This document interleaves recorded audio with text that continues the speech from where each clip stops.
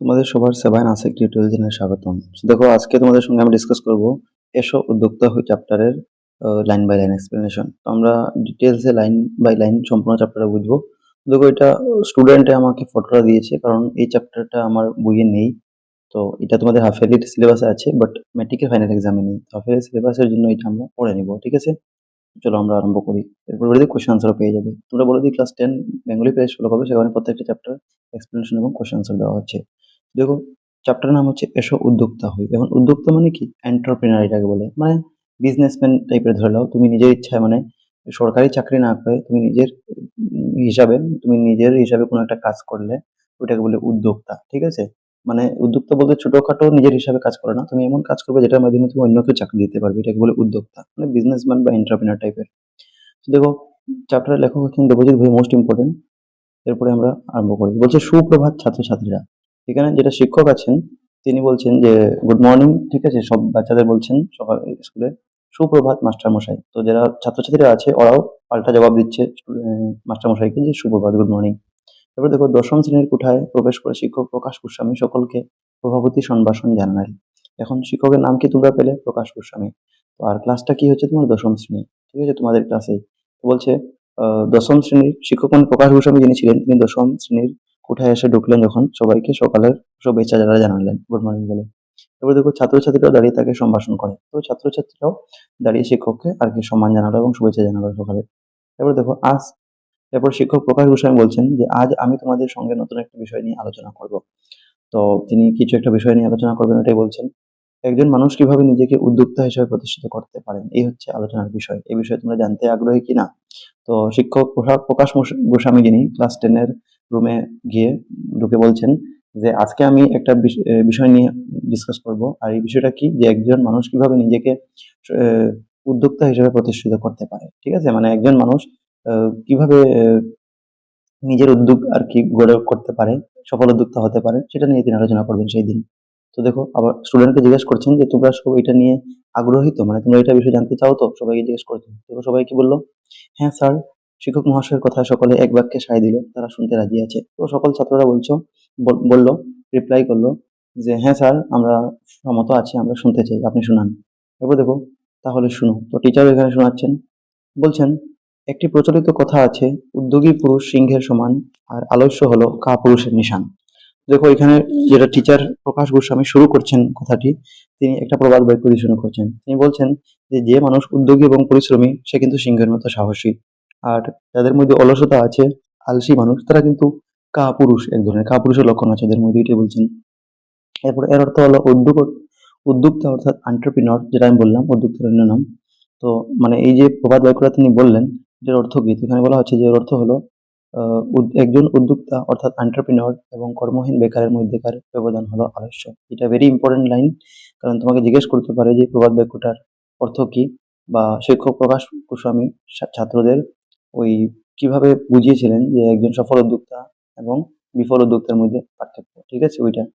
তো এটা মনে রাখবে যে ব্যবধানটা কি, একজন সফল উদ্যোক্তা এবং কর্মহীন বেকারের মধ্যে ব্যবধানটা হলো তোমাদের আলস্য। বস্তুত সবচেয়ে সহজতম কাজ হলো একজন উদ্যোক্তা বা এন্টারপ্রেনিউর হওয়া। তো প্রকাশ গোস্বামী বলছেন যে উদ্যোক্তা হওয়াটা অ্যাকচুয়ালি সবচেয়ে সোজা কাজ, কিন্তু তার জন্য কিছু যোগ্যতা বা কিছু বস্তু লাগবে। এগুলা কি বলছেন? যে কেননা এর জন্য বিশ্ববিদ্যালয়ে কোনো বড় ডিগ্রির প্রয়োজন হয় না। তো ওইটাই, এন্টারপ্রেনিউর হওয়ার জন্য তোমার কোনো ডিগ্রি অর্জন করা বাধ্যতামূলক নয়, তবে সাফল্য লাভ করতে হলে অবশ্যই পরিশ্রম করতে হবে। তো যে কোনো কাজে আমাদেরকে পরিশ্রম করতেই হবে, সেরকম এন্টারপ্রেনিউর বানতে হলেও পরিশ্রম তো করতেই হবে, এটাই বলা হচ্ছে। এরপর দেখো, কারণ পরিশ্রমী ভাগ্যের প্রসূতি, এটা আমরা পেয়েছি একটা, তোমরা যদি পেয়ে থাকো প্রবাদ। এবার দেখো, স্যার সফল উদ্যোক্তা হয়ে ওঠাটা এত কঠিন কেন? তাহলে স্যারের কথাগুলো শুনে বিদিশা নামের একটি ছাত্রী প্রশ্ন করলো। তো বিদিশা নামের একটা ছাত্রী যে আছে, স্যারের এই যে কথাগুলো শুনে, স্যার যেগুলো কথা আগে বললেন, এগুলো শুনে সে জিজ্ঞাসা করছে স্যারকে যে স্যার, তবে এই একজন সফল উদ্যোক্তা হওয়াটা এত কঠিন কেন? তো দেখো, কারণ এরপরে স্যার জবাব দিচ্ছেন এখানে, প্রকাশ গোস্বামী বলছেন, কারণ একজন সফল উদ্যোক্তা বা উদ্যোগী বা শিল্পপতি যাই বলি না কেন, তা হতে গেলে সবার আগে চাই ধৈর্য, নিয়মানুবর্তিতা, আত্মবিশ্বাস এবং অপরাজয়ের মনোভাব।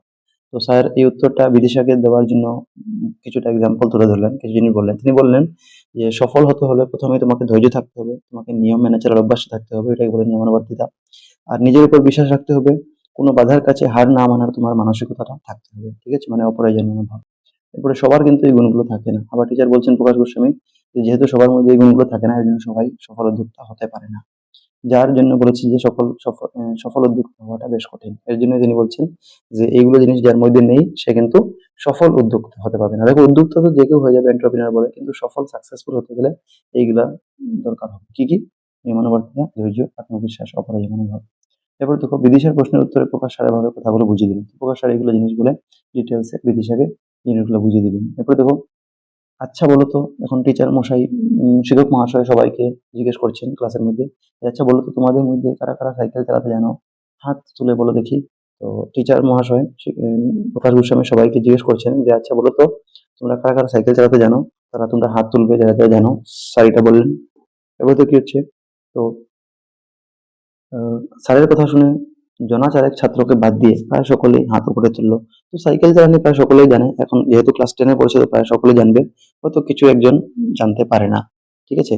তো ওইটাই বলছে যে প্রায় বেশিরভাগই হাত তুললো, জনা 4 জন, মানে 3-4 জন কয়জন ছেড়ে বাকি সবাই হাত তুললো। এরপরে তোমরা একদিনে কি পুরোপুরি সাইকেল চালাতে শিখে গেছিলে? এখন স্যার যখন সব হাত তুললো তো ওদেরকে জিজ্ঞাসা করলেন যে তোমরা কি একদিনে সাইকেল চালাতে শিখে গেছিলে নাকি? না স্যার, স্যারের জিজ্ঞাসার উত্তরে ছাত্রছাত্রীরা বলে ওঠে, সবাই বলে উঠলো, না স্যার আমরা একদিনে তো শিখিনি, সময় লেগেছে। এবার দেখো সবাই নিচে ঝুলেই প্রথমে সাইকেল শিখে, অনেকের আবার সাইকেল থেকে পড়ে হাত পা ছড়ে যায়। তো স্যার বলছেন যে সাইকেল শেখার সময় কিন্তু তোমরা সবাই প্রথমে যখন শিখেছো তখন কিন্তু বগলি, যেটাকে আমরা গ্রাম্য ভাষায় বগলি বলি, ঠিক আছে, নিচে ঝুলেই। দেখো সরি, নেক্সট পেজ ছিল, যেহেতু এটা বললাম ফটো দিয়েছে আমাকে ছাত্ররা। তো দেখো, তো বলছেন যে সবাই নিচে ঝুলেই প্রথমে সাইকেল শিখে, মানে সাইকেল শেখার সময় প্রথম সবাইকে নিচু হয় বা সাবধানে ব্যালেন্স রেখে আর কি ওই শিখতে হয়, ঠিক আছে। তারপরে অনেকে আবার সাইকেল থেকে পড়ে হাত পা ছড়ে যায়। তো আবার সাইকেল শেখার সময় অনেকে হাত পা পড়ে গিয়ে আঘাত পায়, ঠিক আছে, ওইটাই। এরপরে দেখুন কি বলছে, এরপর বলছে কারো হাত পা ভাঙে আর আবার কারো হাত পা ভেঙেও যায় কিন্তু সাইকেল শেখার সময়। এরপর দেখো কি বলছে, বলছে যার হাত পা ছড়ে গেলে বা ভেঙে গেলে আর শেখার চেষ্টা যারা করে না তাদের পক্ষে আর কোনোদিনই সাইকেল চালানো সম্ভব না। তো একবার যদি হেরে যায়, যদি না পারে, সে যদি ডাইরেক্ট ছেড়ে দিয়ে যে আমি সাইকেল শিখবো না বা পারবো না, তো সে কোনোদিন আর শিখতে পারবে না। মানে বারবার চেষ্টা করতে হবে। আর যারা হাত পা ছড়ে গেলেও বারবার চেষ্টা চালিয়ে যায়, প্রথমে নিচে ঝুলে চালাতে শেখে, তারপর ধীরে ধীরে লাফিয়ে উপরে উঠে বসে এবং হাফ পেডেল করে চালানো বা শেখে, আর এভাবে একদিন ফুল পেডেল করে চালানো শিখে ফেলে। তো এটা আমরাও দেখেছি ছোটবেলায় যখন সাইকেল চালাতে শিখেছি। তো প্রথম আমরা ধীরে ধীরে উপরে ফাল দিয়ে সেটার মধ্যে ওঠার চেষ্টা করি, কিন্তু এর আগে আমরা প্রথম হাফ পেডাল, যেটা বগলি বললাম একটু আগে, ওইটা পেডেল চালিয়ে চালানো শিখি। আর এইভাবে করতে করতে একদিন, ওই হাফ পেডেল করতে করতে একদিন উপরে কিন্তু আমরা উঠে যাই, সিটে বসে যাই, ঠিক আছে। ধীরে ধীরে আমরা প্র্যাকটিস করলে যে কোনো কাজ করতে পারি, এটার অর্থ, ঠিক আছে। এরপর দেখো, এবং একদিন সঙ্গী বন্ধুদের সঙ্গে জোরে বা ধীরে সাইকেল চালাবার প্রতিযোগিতা অবতীর্ণ হই। আর একদিন আমরা বন্ধুদের সঙ্গে কম্পিটিশন লাগিয়ে দিই যে কোনো বন্ধুর সঙ্গে স্পিডে বা কোনো সঙ্গে ধীরে সাইকেল চালানোর প্রতিযোগিতা লাগিয়ে দিই। কারণ তোমরা জানো যে ধীরে সাইকেল চালানোটা একটা স্কিল, ঠিক আছে, কিভাবে ব্যালেন্স করবে প্যাডেলটা, নিচে পা পড়ে গেলেই শেষ, তুমি হেরে গেছো প্রতিযোগিতা থেকে। তো এগুলো আমরা কম্পিটিশন প্রায় করে থাকি ছোটবেলায়, যখন নতুন নতুন সাইকেল শিখে আমরা শিখে যাই তখন। এবার দেখো, একজন উদ্যোক্তা হয়ে ওঠাটাও সাইকেল চালানো শেখার মতো একই প্রচেষ্টার কাজ। এখানে যেটা প্রকাশ গোস্বামী স্যার এক্সাম্পল দিচ্ছেন সাইকেল চালানোর, এটা কেন বলছেন, যে বলছেন যেভাবে সাইকেল আমরা অনেক কষ্ট করে ধীরে ধীরে আস্তে আস্তে শিখি, এভাবে কিন্তু একজন সফল উদ্যোক্তা হয়ে ওঠাটাও কিন্তু এই সাইকেল শেখার মতোই একক প্রচেষ্টা এবং ধৈর্য এবং পরিশ্রমের দরকার এটার মধ্যেও। অনেকে প্রথম প্রচেষ্টাতে ছেড়ে চলে যায়। ওইটাই সাইকেল চালানো, যেরকম কেউ যদি প্রথম চেষ্টাতে ছেড়ে দেয় তো সাইকেল চালাতে পারবে না জীবন, আস্থা সারা জীবন। ওইরকমই কেউ যদি সফল উদ্যোক্তা হয়ে যায় আর সে যদি প্রথম চেষ্টা করে যদি হেরে যায়, উদ্যোক্তা না হতে পারে, তখন সে আর ভবিষ্যতে কোনোদিন উদ্যোক্তা সফল হতে পারবে না। কেউ দুবার চেষ্টা করে ছেড়ে দেয়, তো ওইটাই, কেউ সাইকেল চালানো দুবার চেষ্টা করে ছেড়ে দেয়, বা উদ্যোক্তা হওয়াটাও দুবার করে চেষ্টা করে দেয় ছেড়ে দেয়। কেউ তিনবার চেষ্টা করে ছেড়ে দেয়, কেউ তিনবার করে চেষ্টা করে ছেড়ে দেয়। কিন্তু যে ছেড়ে না দিয়ে একাগ্র মনে লেগে থাকে সেই একদিন সফল উদ্যোক্তা হিসাবে পরিচিতি লাভ করে। আর যে কিন্তু একদম কনস্ট্যান্টলি লেগে আছে ওইখানে, বারবার চেষ্টা করছে, কারণ একবার না পারলে দেখো শতবার, এটা আমরা পেয়েছি একটা কবিতার লাইন।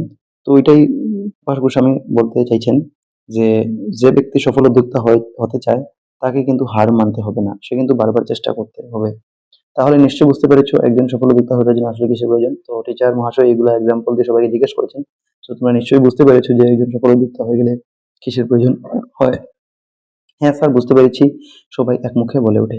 তো স্যার এই কথাগুলো শুনে সবাই বুঝতে পারলো যে স্যার কি এক্সাম্পল দেওয়ার চেষ্টা করছেন, সাইকেলের কেন এক্সাম্পল দিলেন। তো সবাই একমুখে বলে উঠলো, হ্যাঁ হ্যাঁ স্যার আমরা বুঝেছি। এরপর দেখো, তোমরা বাড়িতে টিভি দেখো, মাস্টার মশাই জিজ্ঞেস করলেন। এখন প্রকাশ গোস্বামী সবাই জিজ্ঞেস করলেন যে তোমরা ঘরে তো নিশ্চয়ই টিভি দেখো। দেখো সবাই বলছে হ্যাঁ দেখি, ছাত্ররা উত্তর দিল।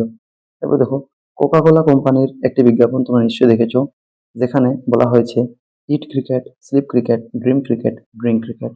তো মাস্টার মশাই সবাইকে জিজ্ঞেস করছেন যে তোমরা নিশ্চয়ই কোকা কোলা একটা কোম্পানি আছে, তার একটা অ্যাডভার্টাইজমেন্ট বিজ্ঞাপন দেখেছো, যেখানে বলা হয় নাকি আহ, খাওয়ার সময় ক্রিকেট, ইট ক্রিকেট, মানে খাওয়ার সময় ক্রিকেট কথা ভাববে, ঘুমের সময় ক্রিকেট, ঠিক আছে, স্লিপ ক্রিকেট, ড্রিম ক্রিকেট মানে স্বপ্নেও ক্রিকেট, এবং ড্রিঙ্ক ক্রিকেট পান করার সময়, জল পান করে এটা ক্রিকেট।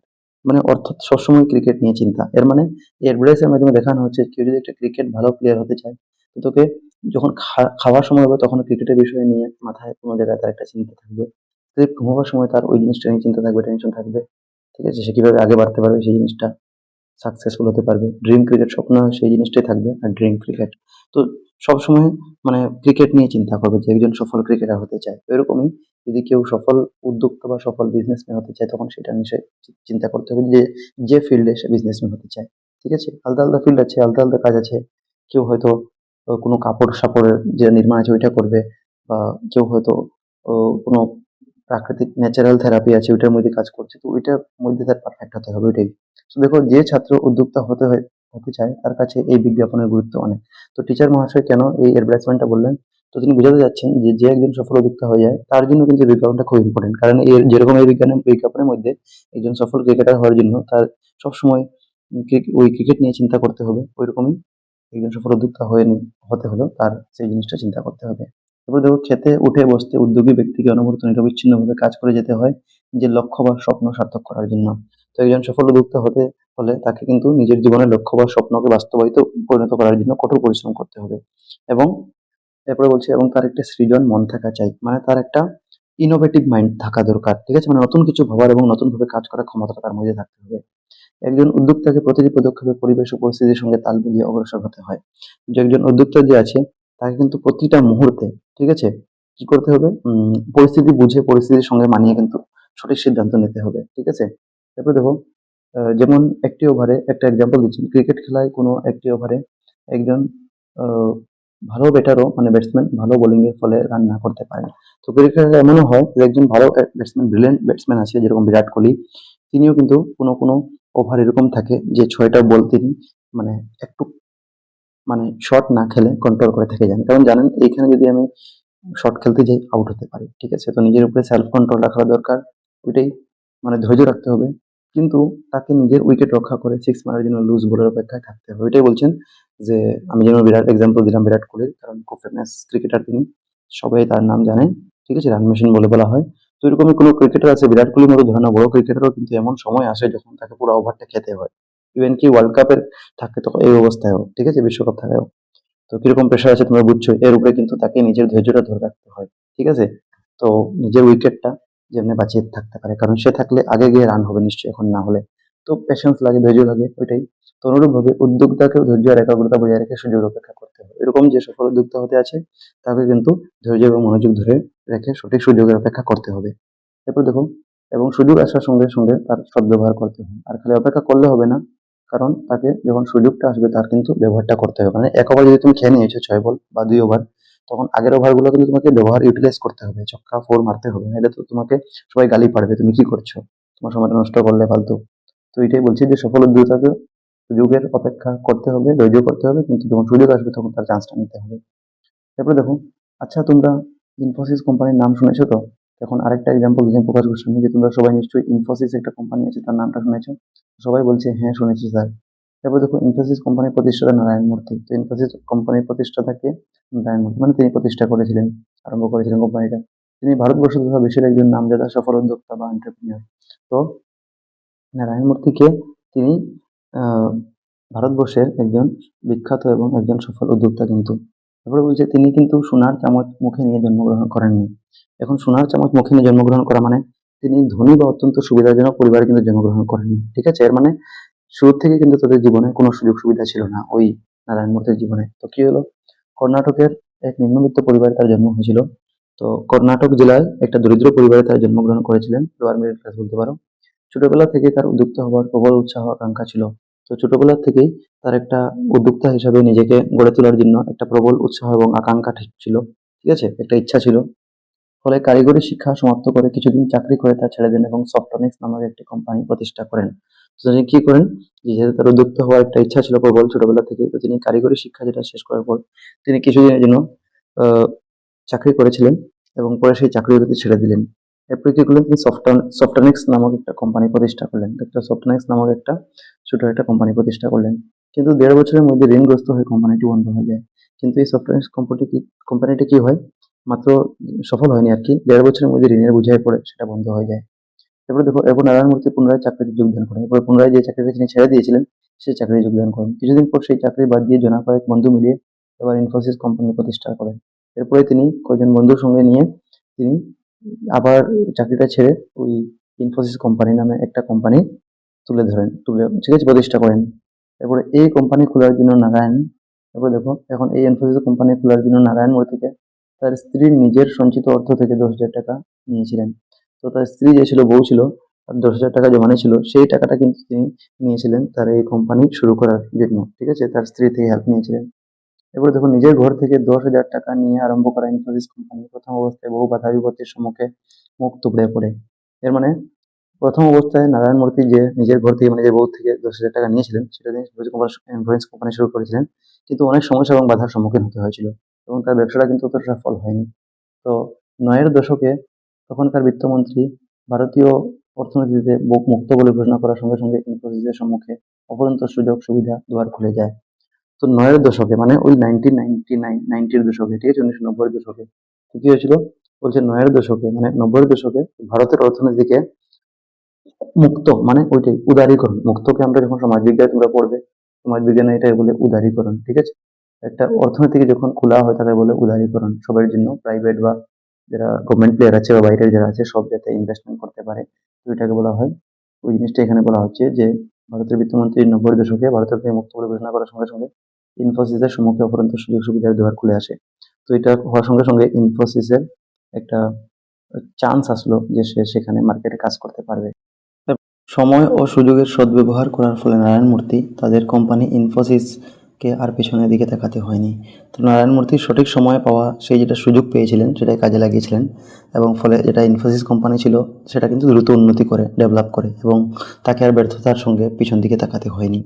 এরপর দেখো, ধৈর্য ও একাগ্রতা সহ সুযোগের অপেক্ষা করে এবং ঝোঁক বুঝে কূপ মারায় নারায়ণ মূর্তি আজ বিশ্বের একজন সুনামধন্য সফল উদ্যোক্তা। তো তিনি ধৈর্য এবং মনোযোগ ধরে সঠিক সুযোগের অপেক্ষা করলেন এবং সুযোগ পাওয়া মাত্রই, ওটাই ঝোঁক বুঝে কূপ মারা মানে কি, যেমনি তুমি সুযোগ পেলে সেই সুযোগ পাওয়া মাত্র সেটাকে কিভাবে কাজে লাগাবে, তো এটা নারায়ণ মূর্তি করলেন যে সেটাকে সুযোগ পাওয়ার ফলে সেটাকে কাজে লাগালেন এবং নারায়ণ মূর্তি আজ আমরা জানছি যে তিনি একজন বিশ্বের বিখ্যাত এবং সফল উদ্যোক্তা হয়ে দাঁড়িয়েছেন, ঠিক আছে, হিসাবে সবাই জানে। এরপরে দেখো, ছাত্রছাত্রীরা তোমরা নিশ্চয়ই এখন বুঝেছো কাকে বলে উদ্যোক্তা। তো এটা বলে প্রকাশ গোস্বামী শিক্ষক সবাইকে জিজ্ঞেস করলেন যে তোমরা নিশ্চয়ই এখন বুঝতে পেরেছো যে উদ্যোক্তা কাকে বলে। এরপর দেখো, হ্যাঁ স্যার, উদ্যোক্তা হলেন এমন একজন ব্যক্তি যিনি নিজে ব্যবসা আরম্ভ করেন, পরিষেবা বিক্রি করে নিজে জীবন নির্বাহ করেন, তাছাড়া অন্যদেরও কর্মসংস্থান দিতে যিনি সক্ষম। শিক্ষক মশাইয়ের কথার উত্তরে বিজিত নামের ছাত্রটি বলল। তখন বিজিত কি বলছে, একটা ছাত্র আছে, তো স্যার যখন এগুলো বললেন যে তোমরা নিশ্চয়ই উদ্যোক্তা মানে কি বুঝেছো, তখন বিজিৎ নিজের পক্ষ থেকে বলল, হ্যাঁ স্যার, আমি যতটুকু বুঝলাম যে উদ্যোক্তা এমন একটা মানুষ যে নিজের ব্যবসা ও পরিষেবার মাধ্যমে জীবিকা অর্জন করেন এবং একই সঙ্গে অন্য মানুষকেও যিনি কাজের সুবিধা দিতে পারেন, ঠিক আছে। তারপরে দেখো, শিক্ষক মহাশয়ের কথার উত্তরে বিজিৎ নামে, হ্যাঁ বিজিৎ ওই শিক্ষকের কথাগুলো শুনে নিজের পক্ষ থেকে এই জিনিসটা বললো। তারপর দেখো, বিজিতের উত্তর শুনে মাস্টারমশাই মুচকি হেসে বললেন, হ্যাঁ তুমি ঠিকই বলেছো বিজিৎ, নিজের ইচ্ছে মতো সময়সূচি ঠিক করে নিজে উদ্ভাবন শক্তি ও কর্মশক্তি দ্বারা নিজেকে প্রতিষ্ঠিত করেন এমন প্রতিজন ব্যক্তি এক একজন উদ্যোক্তা। তো বিজিতের কথায় হাঁ মিলিয়ে স্যার বললেন যে ঠিকই বলেছো বিজিৎ, যে যে ব্যক্তি নিজের পরিকল্পনা অনুযায়ী মানে কাজ করতে পারে এবং নিজের সৃজনশীলতা মানে ইনোভেশন, নতুন একটা কিছু করার, ঠিক আছে, ইউনিক কিছু করার এবং পরিশ্রমের মাধ্যমে যিনি নিজেকে প্রতিষ্ঠিত করেন তিনি একজন সফল উদ্যোক্তা। এরপর দেখো, একইভাবে জুবিন বা ভবনের মতো একজন শিল্পী, একটি রেস্তোরাঁ বা ধাবার মালিক, একটি মুদিখানার মালিক নতুবা বিউটি পার্লার মালিক, এরা প্রত্যেকে একজন উদ্যোক্তা। এখন দেখো, তোমরা জানোই আমাদের আসামের পুরো ভারতবর্ষের ফেমাস সিঙ্গার জুবিন গার্গ, তিনি তো মৃত্যু হয়ে গেছে, ঠিক আছে, প্রয়াত জুবিন গার্গ। তো অন্য কথা বলা হয়েছে, তো বলছে জুবিন পাপনের মতো একজন শিল্পী, তো জুবিন পাপনের মতো একজন শিল্পী যারা নিজের প্রতিভা এবং দক্ষতার মাধ্যমে একজন সফল উদ্যোক্তা হয়ে পেরেছে, তো তাদেরকে একটা উদ্যোক্তা বলে বলা হয়েছে। ঠিক আছে, একজন শিল্পী, একটি রেস্তোরাঁ বা ধাবার মালিক যিনি আছে, একটি মুদিখানার মালিক, এগুলো সবাই কিন্তু একজন উদ্যোক্তা যারা নিজের সফলতার ফলে, ঠিক আছে, এইগুলা পদে পৌঁছতে পারেছেন। এরপর দেখো, তো স্যার একজন উদ্যোক্তা হওয়ার পক্ষে কী ধরনের শিক্ষাগত যোগ্যতার প্রয়োজন, কথার মাঝখানে প্রীতম জিজ্ঞেস করে। তখন প্রীতম স্যার যখন এগুলো কথাগুলো বলছেন, এক্সাম্পল দিচ্ছেন তখন, আর এই জুবিনিকা সবার, তখন প্রীতম জিজ্ঞেস করছে যে উদ্যোক্তা হওয়ার জন্য কী ধরনের পড়াশোনা বা শিক্ষাগত যোগ্যতা হওয়া দরকার স্যার। তো দেখো স্যার কি উত্তর দিলেন, সো তুমি কোন বিষয়ে উদ্যোক্তা হবার বাসনা করো তার উপরে নির্ভর করবে তোমার শিক্ষাগত যোগ্যতা। তো স্যার উত্তর দিলেন প্রীতমকে যে তুমি কোন ফিল্ডে, কোন দিকে তুমি মানে উদ্যোক্তা হতে চাও, কারণ উদ্যোক্তা বিভিন্ন ধরনের হতে পারে। যেমন এখানে বললো একজন মুদিখানার মালিক আছে, ঠিক আছে, একজন শোরুমের মালিক আছে, গ্যারাজের মালিক আছে, যে একজন ভুসিওয়ালার মালিক আছে, সবাই কিন্তু একজন উদ্যোক্তা, একজন শিল্পী আছেন তিনি। তো তুমি কোন ফিল্ডে হতে চাও সেটার উপরে তোমার শিক্ষাগত যোগ্যতা নির্ভর করবে। কারণ তুমি যদি বাজারে সবজি বেচতে চাও এগুলা, তো এটার জন্য তোমার শিক্ষাগত যোগ্যতা না থাকলে হবে, তোমার ব্রেনটা একটু কাজ করলে হবে। তো জেনারেলি সবাই ব্রেন কাজ করে, তোরা বুদ্ধি থাকলে হয়। কিন্তু কিছু যদি বড় কিছু একটা করতে চাও এন্টারপ্রিনার, তখন তোমাকে শিক্ষাগত পড়াশোনা থাকা জরুরি।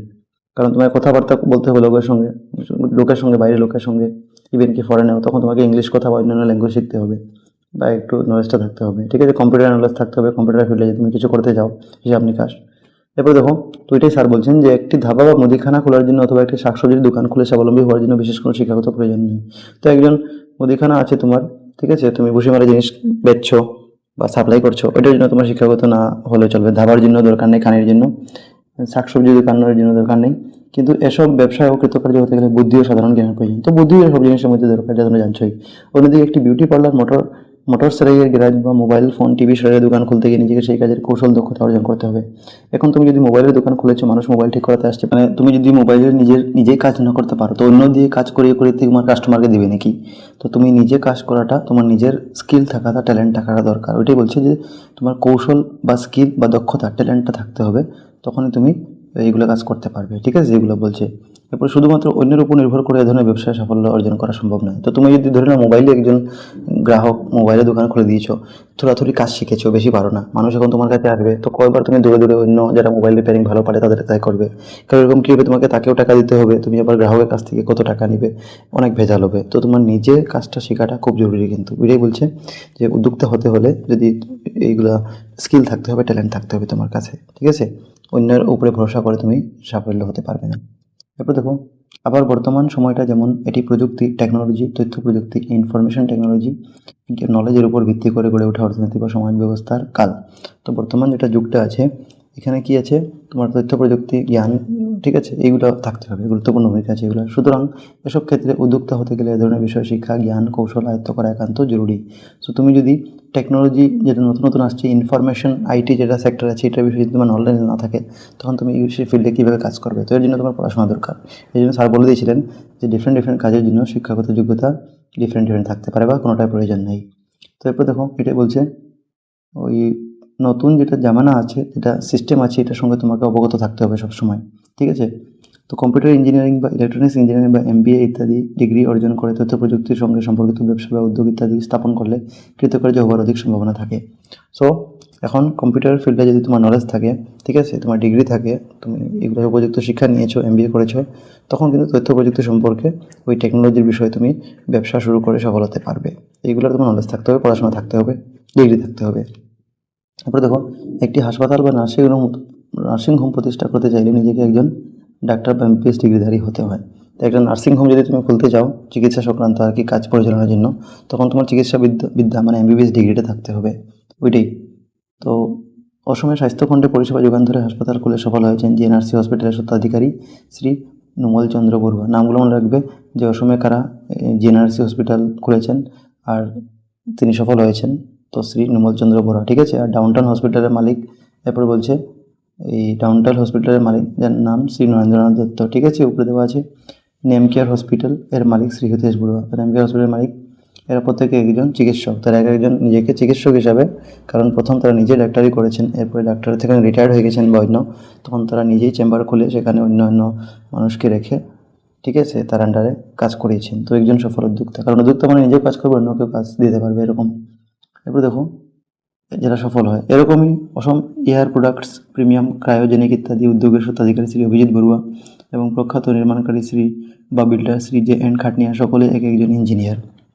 তো যারা ইঞ্জিনিয়ার ফিল্ডে করছেন তারা নিজে কিন্তু অ্যাকচুয়ালি ইঞ্জিনিয়ার আছেন, এরপরেই কিন্তু এইদিকে তারা ওই কাজটা করছেন, ঠিক আছে, উদ্যোক্তার কাজটা করছেন। তো মানে তোমার নিজের নলেজটা থাকতে হবে প্রথম। এরপরে দেখো, ম্যানেজমেন্ট শাস্ত্রের গুরু পিটার ড্রাকার বলেছেন, তো পিটার ড্রাকার যিনি ম্যানেজমেন্ট শাস্ত্রের গুরু বলা হয়, তিনি কি বলেছেন যে জ্ঞান ভিত্তিক অর্থনীতিতে সেই সব লোকেরা কৃতকার্য হবেন যিনি বা যারা নিজেকে বুঝেন এবং নিজের শক্তি ও মূল্য সম্পর্কে অবগত হয় সর্বোত্তম কৃত্য করেন। তো পিটার ড্রেকার একটা জিনিস বলে গেছেন, যিনি ম্যানেজমেন্ট শাস্ত্রের গুরু বলা যায় তাকে ম্যানেজমেন্ট শাস্ত্রে। তিনি বলেছেন যে জ্ঞান নির্ভর অর্থনীতিতে তারাই সফল হতে পারেন যারা নিজেদের ক্ষমতা, যোগ্যতা এবং দুর্বলতা সম্পর্কে ভালোভাবে জানেন এবং নিজের শক্তি এবং যোগ্যতা সম্পর্কে সচেতন হয়, সেই অনুযায়ী মানে সর্বোত্তম কাজটা করতে পারেন। তো তারাই সফল উদ্যোক্তা হতে পারেন এই ফিল্ডে, ঠিক আছে, ওইটাই বলছেন। এবার দেখো, একজন উদ্যোক্তা হওয়া যতটা সহজ, সফল হওয়া তত সহজ নয়। তো এটা স্যার বলছেন যে একজন উদ্যোক্তা হওয়াটাও সহজ, যে কেউ হয়ে যাবে, কিন্তু সফল সাকসেসফুল হওয়াটা খুব কঠিন, এটা সহজ নাই বেশি। তো প্রাথমিক অবস্থায় একজন উদ্যোক্তাকে জুতো সেলাই থেকে চণ্ডীপাঠ পর্যন্ত সকল প্রকার কাজই করতে হয় বা করার জন্য প্রস্তুত থাকতে হয়। তো প্রাথমিক অবস্থায় নতুন নতুন যখন তুমি একজন উদ্যোক্তা আছো, তখন কিন্তু সব ধরনের কাজ তোমাকে নিজে করতে হবে, ছোটো বড়ো সব ধরনের কাজ করতে হবে, ঠিক আছে। কোনো কাজকে তুমি ছোটো মনে করবে তো তখন হবে না। এরপরে বলছে ছোটোবেলায় সাইকেল শেখার মতো পড়ে গেলেও উঠে দাঁড়াবার দৃঢ় মানসিক বল থাকা চাই। মানে যেরকম সাইকেল শেখার সময় আমরা ছোটোবেলায় পড়ে যেতাম, তখন আবার উঠে চেষ্টা করতাম, সেরকম একজন সফল উদ্যোক্তা হতে হলে তোমাকে যদি ব্যর্থতা তোমার পাশে আসছে তাকে অ্যাকসেপ্ট করতে হবে আর তোমাকে সাহস নিয়ে আগে বাড়ার চেষ্টা করতে হবে, ঠিক আছে। এরপর দেখো, টমাস তোমরা টমাস আলভা এডিসনের নাম শুনেছো তো কেউ? শুনেছো কি? তো স্যার জিজ্ঞেস করছেন যে তোমরা টমাস আলভা এডিসনের নাম শুনেছো কি? স্টুডেন্টদের জিজ্ঞেস করছেন। তো হ্যাঁ স্যার শুনেছি, তারা বলছে হ্যাঁ স্যার। বিখ্যাত বৈজ্ঞানিক Thomas Alva Edison electric bulb তৈরি করতে গিয়ে বারে বারে বিফল হয়ে মন্তব্য করেছিলেন, আমি বিফল হয়নি, শুধু বুঝতে পারলাম যে কেবল 10,000 ধরনের এটি কাজ করে না। তো তোমরা বুঝলে যে টমাস আলভা এডিসনকে তিনি ইলেকট্রিক বাল্ব তৈরি করেছিলেন। তো তিনি বারবার ওই ইলেকট্রিক বাল্ব তৈরির কাজ যখন ফেল হচ্ছিলেন, তখন তিনি বলেছিলেন যে, আর কি মোটিভেশন হিসাবে তোমরা নিতে পারো, তিনি বলেছিলেন যে তিনি এই যে ব্যর্থতা হচ্ছেন সেটা কিন্তু তিনি হতাশা হিসাবে নেননি, ডিপ্রেসড হননি, তিনি ফ্রাস্ট্রেশন যাননি। তিনি বুঝতে পারলেন যে কোনো আমি যে পদ্ধতিতে বাল্ব তৈরি করছি সেই পদ্ধতিটা একরকম নয়, অন্য পদ্ধতিতে হয়তো তৈরি করা যায়, এর জন্য হয়তো এটা 10,000 ধরনের আলাদা আলাদা ধরনের কাজ করা যায়, ঠিক আছে। তো ওইটাই যে আমি বারবার ব্যর্থ হলেও কিন্তু এটা আমার শেষ নাই জীবনটা, আমি প্রতিটা ব্যর্থতা যেটা প্রতিবার হচ্ছে এটা থেকে একটা নতুন কিছু শিখছি, যে হয়তো আমার কামের মধ্যে কিছু কমই রয়েছে বা হয়তো আমি এটা ডিফারেন্ট ওয়েতে করা উচিত ছিল, সেটা আমি শিখছি। তো প্রত্যেকবার করলাম তো এটা শিখলাম, এটা পজিটিভ ওয়েতে তিনি নিয়েছেন, ঠিক আছে। তোমরা এইভাবে পজিটিভ ওয়েতে নিবে জিনিসগুলো। এরপর দেখো, অ্যাপল কোম্পানির সহ প্রতিস্থাপক স্টিভ জবস এর মতে একজন সফল একজন বিফল উদ্যোক্তার মধ্যে ব্যবধান কেবল ধৈর্য। তো এখন অ্যাপল কোম্পানির যিনি সহ প্রতিষ্ঠাপক আছেন, ঠিক আছে, কো ফাউন্ডার, তিনি স্টিভ জবস যার নাম, তিনি বলেছেন যে একজন সফল উদ্যোক্তা এবং বিফল উদ্যোক্তার মধ্যে ব্যবধান বা পার্থক্যটা কী, হচ্ছে ধৈর্য। মানে সফল উদ্যোক্তা ধৈর্য ধরতে পারে, কিন্তু বিফল যে তিনি ধৈর্য ধরতে পারে না, ধৈর্য না ধরার জন্য তো সে বিফল হলো, যে সে কাজ ছেড়ে দিল, যে আমি পারবো না আর, ঠিক আছে, সেখানে টিকে থাকতে পারলো না, ওইটাই। এরপর দেখো, 1876 খ্রিস্টাব্দে এক যুবক একটি যন্ত্র উদ্ভাবন করেন, তাকে লোকে যেন সাহায্য করে এই মর্মে তিনি বহু লোকের কাছেও সাহায্য প্রার্থনা করেছিলেন। তো 1876 খ্রিস্টাব্দে একটা যুবক ছিল যিনি একটা যন্ত্র আবিষ্কার করেছিলেন, আর যন্ত্রটা নিয়ে তিনি বহু লোকের কাছে সাহায্য প্রার্থনা করেছিলেন, কিন্তু সকলে তাকে নিরাশ করে। তো তোকে সকলে নিরাশ করে, হয়তো তিনি অর্থ সাহায্য চেয়েছিলেন বা কিছু এটা বানানোর জন্য। অবশেষে তিনি আমেরিকান রাষ্ট্রপতি রাদারফোর্ডের নিকট তার আবিষ্কারটি প্রদর্শন করেন। তো তিনি এই সময় আমেরিকার রাষ্ট্রপতি যিনি ছিলেন 1876 সালে আর কি, তার রাদারফোর্ড তার কাছে তার যেটা আবিষ্কারটা সেটা দেখালেন। রাদারফোর্ড যন্ত্রটি দেখে মন্তব্য করলেন, এ এক আশ্চর্য আবিষ্কার, কিন্তু এটি কে বা কারা ব্যবহার করবে বা নেবে। তো তিনি কমেন্ট করলেন এই যন্ত্রটা দেখে তার, যে এটা তো খুব একটা আশ্চর্যকর, খুব একটা বিরাট একটা যন্ত্র, কিন্তু এটা কে বা কীভাবে ব্যবহার করবে বা নেবে। তো এই যুবকই ছিলেন আলেকজান্ডার গ্রাহাম বেল। এখন রাদারফোর্ডকে আমেরিকার রাষ্ট্রপতিকে যে এই যন্ত্রটা দেখিয়েছিলেন তার নাম ছিল আলেকজান্ডার গ্রাহাম বেল, ঠিক আছে, মনে রাখবে। 1940 সালে অন্য একজন আবিষ্কারক চেস্টার কার্লস নিজের আবিষ্কার 20টা কোম্পানির সামনে প্রদর্শন করে ক্লান্ত হয়ে পড়েছিলেন। তো আরেকজন যিনি 1940 সালে চেস্টার কার্লসন তার নাম ছিল, তিনি নিজে একটা আবিষ্কার করেছিলেন 20টা কোম্পানির, নিজের আবিষ্কারটা প্রায় 20টা কোম্পানির সামনে তুলে ধরেন, যে তারা কোম্পানিটা ধরে হয়তো কোনো একটা অর্থনৈতিক সাহায্য দিবে বা কিছু করবে, সেটা মানুষের সামনে তুলে ধরবে, কিন্তু কোনো কোম্পানি তার আবিষ্কারটা গ্রহণ করতে রাজি হলেন না। 7 বছর পরে নিউ ইয়র্কের হ্যালয়েড নামক একটি ক্ষুদ্র কোম্পানি তার আবিষ্কারের সত্য মেনে নিতে রাজি হয়। তো নিউ ইয়র্কের একটা হ্যালয়েড নামক কোম্পানি প্রায় 7 বছর পরে, মানে 1940 সালে 7 বছর পরে 1947 সালে হ্যালয়েড নামের একটা কোম্পানি ছিল, তার ওই মানুষটা যে বানিয়েছিল যে জিনিসটা, ঠিক আছে, ওই যে চেস্টার কার্লসন, তার আবিষ্কারটাকে আপন করে নিজের স্পন্সরশিপ করেছিল, ঠিক আছে, ওইটাই সত্য নিজে, মানে তার যেটা স্পন্সরশিপ নিয়েছিল তাকে টাকা দিয়ে, ফান্ডিং দিয়ে। পরবর্তীকালে হ্যালোয়েড কোম্পানি জেরক্স নামে বিশ্বব্যাপী পরিচিতি লাভ করে। এখন পরবর্তীকালে এই হ্যালোয়েড কোম্পানিটি নাম হলো জেরক্স, ঠিক আছে, এই হ্যালোয়েড কোম্পানিটি, কারণ সে ওই যে চেস্টার কার্লসনের আবিষ্কারটা তারা নিয়েছিল এর জন্য। এরপরে আজও লোকে মেশিনে করা চিঠিপত্রের ফটোকপিতে জেরক্স বলে, তো এখন আমরাও তো জেরক্স বলি। কোনো একটা ডকুমেন্ট বা কিছু থাকে তখন সে কপিটা বা বইটাকে জেরক্স বলি আমরা। এরপর দেখো বিল গেটসের মতো উদ্যোক্তাদের পক্ষে সবচেয়ে গুরুত্বপূর্ণ এবং প্রভূত সংঘাতপূর্ণ অধ্যায় হলো বিক্রি করা। যেখানে বলা হচ্ছে যে বিল গেটস এর মতো একজন উদ্যোক্তার জন্য সবচেয়ে গুরুত্বপূর্ণ এবং কঠিন কাজগুলো হলো যে নিজের জিনিসটা বা পরিষেবাটা কীভাবে বিক্রি করবে। এখন তুমি একটা জিনিস বানিয়ে নিয়েছো, রেডি করেছো উদ্যোক্তা হিসাবে, কিন্তু এইভাবে মানুষের সামনে কীভাবে প্রস্তুত করবে যাতে মানুষের তোমার জিনিসটা কিনে বা ইন্টারেস্ট দেখায়, তো এটা কিন্তু খুব ইম্পর্টেন্ট জিনিস বিক্রি করাটা। একটা জিনিস তৈরি করা সহজ হলেও বাজারে সেই নতুন জিনিসটি বিক্রি করা তো সহজ নয়। এখন একটা জিনিস হয়তো খুব ভালো আছে, কিন্তু তার গুড সাইডটা, পজিটিভ সাইডটা তুমি কীভাবে লোকের সামনে তুলে ধরবে, এটাকে বলে মার্কেটিং। এই স্কিলটা তোমার শিখতে হবে, থাকতে হবে ট্যালেন্টটা, ঠিক আছে। ওইটাই বলছে যে মানুষের কাছে বিক্রি করা কিন্তু এটা কঠিন, তৈরি করাটা সোজা হলেও। এবার দেখো যোগাযোগ বা কমিউনিকেশন বা উপস্থাপন সঠিকভাবে করতে না পারার ফলে বহু ভালো জিনিসও বাজারে বিক্রি হয় না।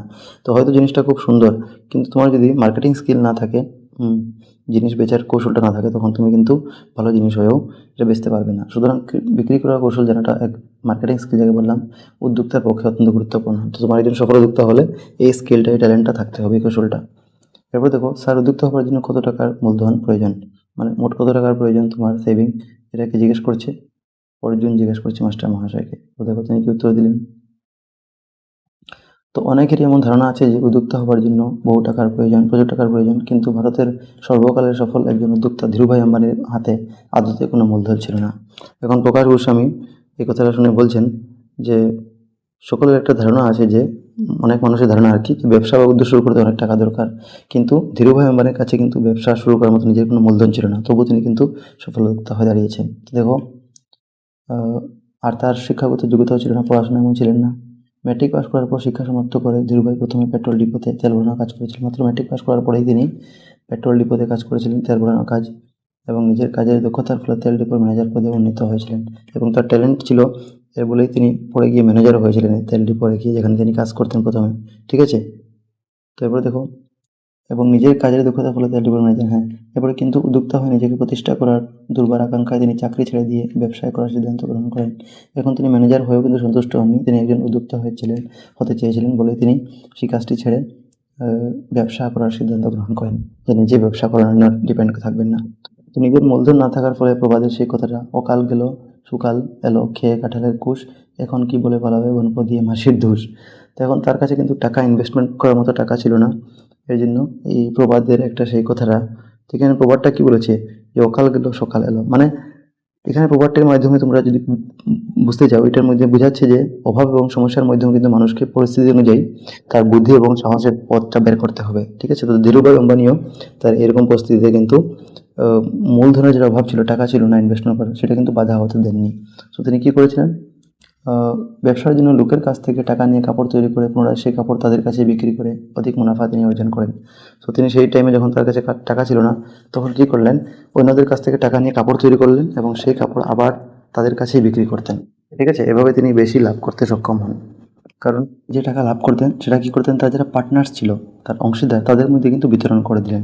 কারণ একলা নিয়ে তো কাপড় তৈরি করে আবার কাপড় নতুন করে রিডিজাইনিং করে বেচতে পারবেন না বেশি টাকায়, মানুষ লাগবে এর জন্য। তো তার সঙ্গে যারা মানুষ থাকতো তার নিচে, তাদেরকেও টাকাটা শেয়ারে ডিভাইড করে বেটে দিতেন, মানে ঠিক আছে, এটা বাটাবাটি করতেন। অতএব মূলধনের অভাব উদ্যুক্ত হওয়ার পথে কখনো একমাত্র অন্তরায় হতে পারে না। তো এটার জন্য বলছে যে তোমার যদি টাকা নেই, ফান্ডিং নেই, ইনভেস্টমেন্ট, তো এটাও কিন্তু তোমাকে বাধা দিবে না কোনোদিন এটা সফল উদ্যোক্তা হয়ে ওঠার জন্য। এবার দেখো, উইলিয়াম শেক্সপিয়ার বলেছিলেন, আমাদের ভাগ্য বা ডেস্টিনি গ্রহ নক্ষত্র দ্বারা নির্ধারিত হয় না, তা আমাদের নিজেদের মধ্যেই অবস্থান করে। তো উইলিয়াম শেক্সপিয়ার তিনি বলেছিলেন যে আমাদের ভবিষ্যৎ শুধু ভাগ্য বা গ্রহ নক্ষত্রের উপর নির্ভর করে না, আমাদের নিজের কাজ, চেষ্টা এবং সিদ্ধান্তের উপরে সেটা নির্ভর করবে। এরপর দেখো, কোনো এক ব্যক্তি দারিদ্র্যকুলে জন্মগ্রহণ করলেন বলেই আজীবন তিনি দরিদ্র ও অকৃতকার্য হয়ে থাকবেন এমন কোনো কথা হতে পারে না। এখন তোমার জন্ম, তোমার বাবা হয়তো গরিব আছেন, এরপরে তুমিও গরিব থাকবে এরকম না, কিন্তু এরকম কোনো নিয়ম নেই। এবার বলেছে বিশ্বখ্যাত উদ্যোক্তা তথা মাইক্রোসফটের প্রতিষ্ঠাতা বিল গেটস বলেছেন, আপনি দরিদ্র হয়ে জন্মলাভ করেছেন তা আপনার ভুল নয়, কিন্তু আপনি যদি দরিদ্র হয়েই মৃত্যুবরণ করেন তাহলে সেটা নিশ্চয়ই আপনার ভুল। তো তোমরা নিশ্চয়ই মাইক্রোসফটের যেটা প্রতিষ্ঠাতা বিল গেটস তার নাম শুনেছ। তো তিনি বলেছিলেন যে দরিদ্র পরিবারে জন্মানো কিন্তু তোমার নিজের দোষ নেই, এটা তোমাকে নিজের দোষ দিয়ে কোনো লাভ নেই, কিন্তু জীবনে তুমি যদি চান্সটা ছেড়ে দিয়েছো আর যদি তুমি জীবনে কিছু উন্নতি করতে পারলে না, সেই দরিদ্র অবস্থা থেকে বের হতে পারলে না, সেটা কিন্তু নিশ্চয়ই তোমার দোষ। ঠিক আছে, এটাই বলছেন যে সেটা আপনার কিন্তু আপনি দরিদ্র মৃত্যুবরণ করেন, মরার সময় যদি আপনি গরিবই থাকেন যেরকম জন্ম নিয়েছিলেন, সেটা আবার আপনার ভুল, কারণ আপনি চেষ্টা করেননি। এরপর দেখুন, পেট্রোল পাম্পের চাকরি ছেড়ে মুম্বাইয়ের একটি 350 বর্গফুটের কোঠা থেকে ধীরুভাই আম্বানি কাপড়ের ব্যবসা শুরু করেছিলেন। তো তিনি 350 ফুট বর্গফুটের একটা কোঠা ছিল, সেটাই সেখান থেকেই কাপড়ের ব্যবসা আরম্ভ করেন। ঠিক আছে, ওই চাকরিটা ছেড়ে, কারণ সফল উদ্যোক্তা হওয়ার ছিল তার। সেই ঘরে সম্বল বলতে ছিল একখানা টেবিল, 3টে চেয়ার আর একটা টেলিফোন। তো যে ঘরে 350 বর্গফুটের রুম থাকতো, ছোটোখাটো রুম, সেখানে একটা টেবিল ছিল, 3টা চেয়ার ছিল এবং একটা টেলিফোন ছিল। সেখান থেকেই তিনি রিলায়েন্স ইন্ডাস্ট্রিজ কমার্শিয়াল কর্পোরেশন স্থাপন করেন। তো সেখান থেকে ধীরুভাই কোম্পানি এই ছোটো মোটো রুমের মধ্যেই এই অবস্থায় তিনি ওই রিলায়েন্স কর্পোরেশন কমার্শিয়াল যেটা নামক কোম্পানি আছে কর্পোরেশন, এটা করে তোলেন। এরপরে দেখো, এবং যেখান থেকে তিনি রিলায়েন্স, এরপরে দেখো আমরা দেখলাম পরবর্তীকালে সেটাই বিখ্যাত রিলায়েন্স ইন্ডাস্ট্রিতে রূপ লাভ করে। তো এখন যেটা আমরা জিও সিম চালাই বা এগুলো চালাই, রিলায়েন্স ইন্ডাস্ট্রি আন্ডারে পড়ে। তো এটাই ভবিষ্যতে গিয়ে যার যেটা জড় ছিল, শিকড় ছিল, ধীরুভাই আম্বানি প্রস্তাব করেছিলেন, এটাই তার ছেলে মুকেশ আম্বানি এখন চলে যাচ্ছে, তোমরা যেটা জানো। ঠিক আছে, তো এটা রিলায়েন্স ইন্ডাস্ট্রিতে এখন যেটা বর্তমান দেখছি, এটা রূপ অনেক কষ্টকর ছিল প্রথম অবস্থায়। এরপরে দেখুন, ধীরুভাই আম্বানি বলেছিলেন, নতুন ধারণা বা চিন্তার উপর কারো একাধিপত্য নেই, বৃহৎ ভাবো, দ্রুত ভাবো, অন্যের চেয়ে আগে ভাবো। তো ভেরি ইম্পর্টেন্ট লাইন, যে বৃহৎ ভাবো, দ্রুত ভাবো এবং অন্যের চেয়ে আগে ভাবো। এর মানে তোমাকে বড় লক্ষ্য নিয়ে চিন্তা করতে হবে, দ্রুত সিদ্ধান্ত নিতে হবে, ঠিক আছে, এবং অন্যদের আগে তোমার নতুন সুযোগ বা সম্ভাবনা চিনতে হবে। এটা হচ্ছে একটা সফল উদ্যোক্তার গুণ, কোয়ালিটিস। বলছে, দেখা গেছে বহু লোকের একটা ধারণা যে উদ্যোক্তা হবার গুণ আসলে জন্মগত এবং উদ্যোক্তা গড়ে তোলা সম্ভব নয়। তখন অনেক মানুষ মনে করে যে উদ্যোক্তা যারা আছেন তারা কিন্তু জন্ম থেকেই উদ্যোক্তা হয়ে আসে, মানে তারা মা বাবা উদ্যোক্তা ছিলেন বলে তারা উদ্যোক্তা হয়েছেন। কিন্তু আমরা ধীরুভাই আম্বানি যদি কথা দেখি, তার মা বাবা কিন্তু এরকম ছিল না। তিনি মাত্র ক্লাস 10 পাস করে সুবিধা সুযোগ না থাকায় কিন্তু তিনি গড়ে তুলেছিলেন নিজেকে একটা উদ্যোক্তা হিসেবে, সফল উদ্যোক্তা। পরে অবশ্য তার ছেলে যে হয়েছে সে হয়েছে, কিন্তু তিনি নিজে যে হয়েছিলেন তিনি নিজের কষ্ট। তো এটাই যে সবাই বলে যে যিনি জন্মগত আছে তারাই হবে, এরকম কোনো কথা না, এটাই বলছে এখানে। কিন্তু এ ধারণা সর্বে এক ভ্রান্ত ধারণা, কিন্তু এটা একটা ভুল ধারণা, সম্পূর্ণ ভুল ধারণা। উপযুক্ত প্রশিক্ষণ এবং মোটিভেশন এর দ্বারা উদ্যোক্তা গড়ে তোলা সম্ভব। তো তোমার যদি এরকম মোটিভেশন থাকে, উৎসাহ থাকে, আর তুমি যদি উচিত প্রশিক্ষণ নিয়ে নাও, তখন তোমাকে একজন সফল উদ্যোক্তা হিসাবে গড়ে তুলতে পারা যাবে বা তুমি হতে পারবে। এর জন্য চাই কেবল একজন ব্যক্তির প্রবল আত্মবিশ্বাস, ইচ্ছাশক্তি, আগ্রহ, দক্ষতা, স্বাধীনচেতা, সৃষ্টিশীল মন। এর জন্য তোমার একজন এমন মানুষ হতে হবে যার প্রবল বিশ্বাস থাকতে হবে, ইচ্ছাশক্তি থাকতে হবে, কাজের প্রতি তোমার আগ্রহ থাকতে হবে, দক্ষতা, ট্যালেন্ট থাকতে হবে, এবং স্বাধীনভাবে তোমার মন থেকে খোলা মনে চিন্তা করার ক্ষমতা, এবং একটা ইনোভেটিভ মানে সৃজনশীল মন থাকা দরকার, নতুন ইউনিক কিছু ভাবার। তখনই তুমি সফল উদ্যোক্তা হতে পারবে। সঙ্গে এও স্মরণ রাখা জরুরি যে কিলিয়ে কাঁঠাল পাকানো যায় না, মাস্টারমশাই উত্তর দিলেন। আর সঙ্গে এই কথা তোমাকে মনে রাখতে হবে যে তোমাকে জোর জবরদস্তি করে কেউ কৃত্রিমভাবে মানে সফল করতে পারবে না, তোমাকে ন্যাচারালি সেটা হতে হবে। তোমাকে ধৈর্য এবং স্বাভাবিক প্রক্রিয়া যেরকম কষ্ট পেতে হয়, ওই রকম প্রক্রিয়ায় যে গিয়ে তুমি সফল হতে পারবে, শর্টকাট করলে পারবে না। ঠিক আছে, এরপর দেখো, স্যার উদ্যোক্তা হতে ইচ্ছুক ব্যক্তিদের জন্য কি কোনো প্রশিক্ষণের ব্যবস্থা রয়েছে? নিশামণি জিজ্ঞেস করে স্যারকে। তো নিশামণি নামের একটা স্টুডেন্ট ছিল, সে স্যারকে জিজ্ঞেস করলো যে স্যার, উদ্যোক্তা হওয়ার জন্য কি কোনো প্রশিক্ষণের সুযোগ আছে? তো দেখো স্যার কি বললেন, স্যার বললেন হ্যাঁ নিশ্চয়ই আছে। উদ্যোক্তাদের প্রশিক্ষণ দেওয়ার জন্য ভারত সরকারের ইন্ডিয়ান ইনস্টিটিউট অফ এন্টারপ্রেনারশিপ মানে আইআইই ফুল ফর্ম মনে রাখবে নামক সংস্থার শাখা ভারতের প্রতিটি রাজ্যে রয়েছে। তখন স্যার বললেন হ্যাঁ, ইন্ডিয়ান ইনস্টিটিউট অফ এন্টারপ্রেনার বা আইআইই এর শাখা ভারতের বিভিন্ন রাজ্যে রয়েছে, যেখানে উদ্যোক্তাদের প্রশিক্ষণ দেওয়ার ব্যবস্থা করা হয়। ভারত সরকারের এটা ইনস্টিটিউট। একই সঙ্গে স্টার্ট আপ ইন্ডিয়া সকল প্রকল্পের সহযোগে উদ্যোক্তাদের কাছে প্রারম্ভিক সূচনার জন্য মূলধন। তো একজন যদি স্টার্ট আপ কেউ খুলতে চায়, একটা নতুন ইনোভেশন কিছু করতে চায়, তখন সে স্টার্ট আপ ইন্ডিয়া নামের একটা প্রকল্প আছে ভারত সরকারের, সেটার অধীনে কিছু ফান্ড সরকারের টাকা থেকে মূলধন কিছু পাবে। ঠিক আছে, তো তার প্রশিক্ষণের ব্যবস্থা সেখানে করতে পারবে। এবং কারিগরি সাহায্য মানে টেকনিক্যাল সাপোর্ট প্রশিক্ষণ দেওয়ার ব্যবস্থা রয়েছে। তো এরকম টেকনিক্যাল সাপোর্টও রয়েছে, যেটার মাধ্যমে তাকে প্রশিক্ষণ দেওয়া যাবে ভারত সরকারের মাধ্যমে। ঠিক আছে, এরপর দেখো, বর্তমান সরকার আত্মনির্ভরশীল হতে আগ্রহী যুবকদের মধ্যে নানা রকম প্রকল্পের সূচনা করেছে। তো এখন বর্তমানে সরকার যুবকদের নিজের পায়ে দাঁড়াতে এবং নিজের কাজ ব্যবসা চালু করতে সাহায্য করার জন্য বিভিন্ন প্রকল্প বা স্কিম চালু করেছে। তো দেখো উদাহরণস্বরূপ যেমন মুদ্রা ঋণ প্রকল্প, তো মুদ্রা ঋণ একটা আছে প্রকল্প বা স্কিম। তো সেটার মধ্যে ছোটোখাটো ব্যবসার জন্য সরকার ঋণ দেয়। এই প্রকল্পের সাহায্যে মূলধন না থাকলেও কোনো একজন উদ্যোক্তা বা উদ্যোগী ব্যক্তি ব্যবসায় শুরু করতে পারেন। তো আরামসে তুমি এটার থেকে অ্যাপ্লাই করে আন্ডার এই যোজনা বা এই স্কিমের আন্ডারে অ্যাপ্লাই করে তুমি এটা বেনিফিটটা নিয়ে তুমি অতি কম সুদে, ব্যাংকে কম ঋণে মার্কে সুদ দিতে হবে, তুমি টাকা নিতে পারো লোন হিসাবে। এরপর দেখো সরকার এমন লোকেদের জন্য এই প্রকল্পে যে কোনো প্রকার বন্ধকি মোটেই ব্যবস্থা না রেখে অতি কম সুদে ব্যাংক ঋণের ব্যবস্থা করেছে। তো তোমার সুদ যেটা ফেরত দিতে হবে টাকা নেওয়ার পর সরকারের কাছ থেকে, এটাও খুব কম। তো এটা ব্যবস্থা করা হয়েছে যারা উদ্যোগী হতে চায়। এই প্রকল্পের সাহায্যে অনেক উদ্যোগী যুব ইতিমধ্যে উন্নতি লাভ করেছেন। অনুরূপভাবে বিনিয়োগকারীর সাহায্যেও আজকাল ছাত্রছাত্রীদের উৎসাহিত ও সাহায্য করার জন্য বেশিরভাগ মহাবিদ্যালয়, বিশ্ববিদ্যালয়, ইঞ্জিনিয়ারিং কলেজগুলো উদ্যোক্তা কোষ এন্টারপ্রেনারশিপ গঠন করা হয়েছে, এন্টারপ্রেনার সেল। আর এই কোর্সগুলি নিয়মিত কর্মশালা, প্রশিক্ষণ ইত্যাদির প্রয়োজন করে চলেছে। তখন বলা হচ্ছে যে বিনিয়োগকারীদের সাহায্য নিয়েও তাদের যাতে ব্যবসা এবং শিল্প ভালোভাবে করা যায়, তো অর্থ এবং ঋণ দেওয়া হচ্ছে সরকারের তরফ থেকে, ঠিক আছে। আর আজকাল ছাত্রছাত্রীদের উদ্যোগ গড়ে তোলার জন্য উৎসাহ এবং সাহায্য দেওয়ার জন্য অনেক বিশ্ববিদ্যালয়, কলেজ, ইঞ্জিনিয়ারিং কলেজে এন্টারপ্রেনারশিপ বা উদ্যোক্তা কোর্সটা তৈরি করা হয়েছে, ঠিক আছে। আর নিয়মিত এই কোর্সগুলি নিয়মিত কর্মশালা, প্রশিক্ষণ ইত্যাদির আয়োজন করেছে। তো এখানে মাঝে মাঝে এক্সপেরিমেন্টেশন, যেটা কর্মশালা হয়, ঠিক আছে, প্রশিক্ষণ দেওয়া হয় এবং অন্যান্য কাজকর্মের আয়োজন করা হয় যাতে ছাত্ররা এটার ইন্টারেস্ট নিয়ে শিখতে পারে। এখন দেখো, যার জন্য ছাত্রজীবন থেকে কেবল চাকরির আশায় না থেকে পড়াশোনার পরিবর্তে সমান্তরালভাবে এই কর্মশালা, প্রশিক্ষণ ইত্যাদিতে অংশগ্রহণ করে নিজেকে উদ্যোক্তা হিসাবে রূপে মানসিকভাবে প্রস্তুত করা জরুরি। আর এর জন্য এখানে বলছে যে ছাত্র জীবন থেকে তুমি খালি সরকারি চাকরি পাবে এরকম না, কারণ সরকারি চাকরির মধ্যে কম্পিটিশন অনেক বেশি আছে, সিট কম আছে, তো সেখানে না পেতেও পারো। এর জন্য তোমাকে এই কম্পিটিশনের জন্য প্রিপারেশন হওয়ার সঙ্গে সঙ্গে তোমাকে অন্য ফিল্ডে নিজেকে একজন মানে উদ্যোক্তা হিসাবে গড়ে তোলার জন্য যেটা প্রশিক্ষণের দরকার, এগুলো আগের থেকে নিতে হবে। আর তোমাকে মেন্টালি, মানসিকভাবে প্রস্তুত হওয়াটা জরুরি যে আমি এই জিনিসটা করবো, ঠিক আছে। এরপর দেখো, জনবিস্ফোরণের ফলে সরকারের পক্ষে সকলকে চাকরি দেওয়া রীতিমতো অসম্ভব। জনবিস্ফোরণ মানে মানুষ দিনকে দিন বাড়ছে, এটার ফলে সরকারকে চাকরি দেওয়া সম্ভব। প্রতি 10জন ছাত্রের কেবল মাত্র একজনই সরকারি চাকরি। তো 10টা যদি সিট আছে, মাত্র একজনকে দেওয়া যাবে সরকারি চাকরি, তো দেখো 9জন ফাঁকা রয়ে গেল, কারণ পপুলেশন বেশি, সিটের সংখ্যাও কম। তো এর জন্য কিছু সংখ্যক ছেলেমেয়ে হয়তো বেসরকারি খণ্ডে, কেউ কেউ প্রাইভেট সেক্টরে কাজ করবে চাকরি পাতে, অতএব অধিকাংশ ছাত্রছাত্রীকে কিন্তু উদ্যোক্তা হয়ে নিজের জীবিকার অর্জন পথ বেছে নিতে হবে। কিন্তু বেশিরভাগই তারা এমন আছে যারা সরকারিও করবে না, প্রাইভেটও করবে না, তারা উদ্যোক্তা হিসাবে গড়ে তুলতে হবে। উদ্যোক্তা বলতে কেউ পান দোকান খুলছে, কেউ ভুসিমালা দোকান খুলছে, সবগুলো উদ্যোক্তা, কেউ অন্য অন্য কাজ করছে, ওইটাই। তো ছোটো থেকে বড় সব ধরনের উদ্যোক্তা হওয়া যায়।